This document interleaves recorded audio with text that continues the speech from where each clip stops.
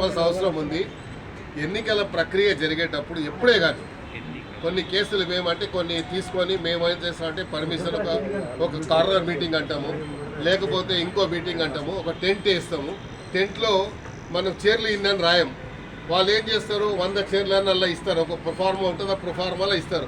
100 బదులు 500 చైర్లు 500 చైర్లు అనే కేసు ఎక్కడ చూడలేము మేము. అయితే ఎప్పుడో అంటే గత ఎన్నికల్లో జరిగినటువంటి ఒక కేసు ఏంటంటే, ఎప్పుడు పేద ప్రజలకు ప్రభుత్వం ద్వారా కుట్టు మిషన్లు ప్రతి సంవత్సరం ఇచ్చేటువంటి కార్యక్రమం. ఆ కుట్టు మిషన్లు మొన్న ఎలక్షన్ ఇప్పుడు జరిగేటప్పుడు మరి 2023లో జరిగేటప్పుడు కుట్టు మిషన్లు ఇచ్చారు.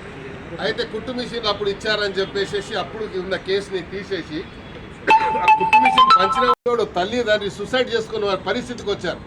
జూబ్లీహిల్స్ పోలీస్ స్టేషన్లో కేసు పెట్టి ఇదే డీసీపీ గారు పెట్టించి బై ఫోర్స్ వాడిని జైలుకు పంపించే ప్రయత్నం చేస్తే నేను యాంటిసిపేటరీ బెయిల్ తీసుకున్నాను హైకోర్టు పోయి ఆ పిల్లోడ్ పేరు మీద.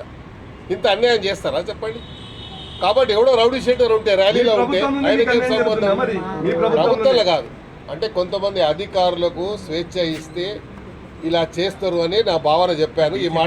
ఈ మాత్రం నేను పేర్లు చెప్తలేను, ముఖ్యమంత్రి గారికి ఈ మాట చెప్పాను. ఎందుకంటే నేను ఎంపీగా పోటీ చేసినప్పుడు ఎన్నో ఇప్పుడు రాజకీయంలో జరుగుతూ ఉంటాయి, పెట్టొద్దని అంటలేను. అప్పుడు గతంలో చంద్రబాబు నాయుడు గారు తెలుగుదేశంలో ఉన్నప్పుడు నేను 3 పర్యాలు ఎమ్మెల్యే ఉంటే ఏదో మా మీద రౌడీ షీటో ఇంకో కేసు లేదు ఇప్పటివరకు నా జీవితంలో. కాకపోతే మొన్న కూడా రాజకీయంగా ఎన్నికలలో అన్ని 12 కేసులు పెట్టాల్సిన అవసరం ఎందుకు వచ్చిందో నాకు తెలియలేదు.